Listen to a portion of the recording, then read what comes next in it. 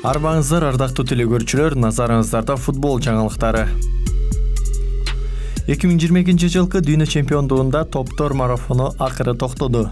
Бүгүн беттештер болбойт. Бирок 2 күн мурун 6 декабрда Катарда 1/8 финалдык беттештери өткөндүктөн абдан ысык болду. Төмөндө кечеги окуялардын кыскача баяндамасын айтып беребиз. Испандар пенальтилер сериясында Мароккого утулуп калды. Эмне үчүн Марокконун 2022 жылкы дүйнөлүк чемпионаттагы ийгилиги чындап эле сенсация эмес. 2022 жылкы дүйнө чемпиондугунда марокколуктар 4 беттеште бир да жеңилүү ызасын тартпай, бир гана гол өткөрүп жиберген. Ошол эле учурда тайпалык баскычта алар ФИФАнын рейтингинде 2-нчи болуп турган Бельгияны 1-0 эсебинде жеңип, анын төмөндөп кетишине салым кошкон. Ал эми плей-оффтун биринчи этабында рейтинг боюнча 7-нчи орунда турган Испанияны ылдыйда калтырышкан.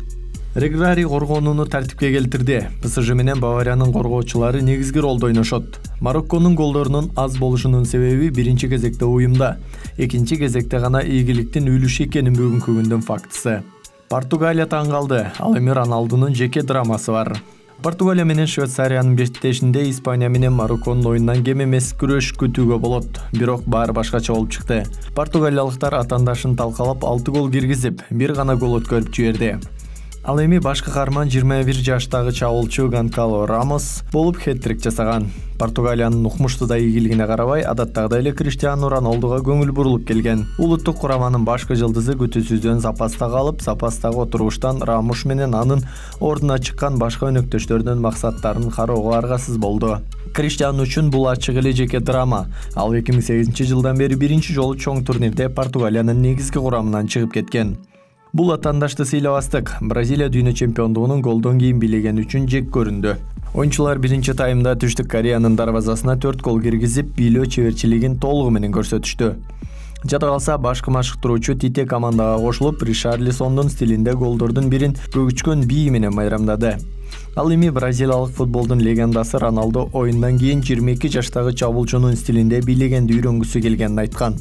Бирок Бразилия өткөргөн майрамдарды баары эле жактыра бербейт. Мурдагы ирландиялык футболчу Рой Кин түштүк америкалыктарды бийлеген үчүн сындап: "Көрүп жатканыма ишене албай турам. Албетте, Бразилия мыкты ойноп жатат. Бирок мынчалык көп бий көргөн эмесмин. Мага бул жакпайт. Бул алардын маданиятында бар деп айтышат. Бирок бул атаандашты сыйлабагандык деп ойлойм. Биринчи майрамга мен анча каршы болгон жокмун. Бирок кийинкиси ашыкча болду.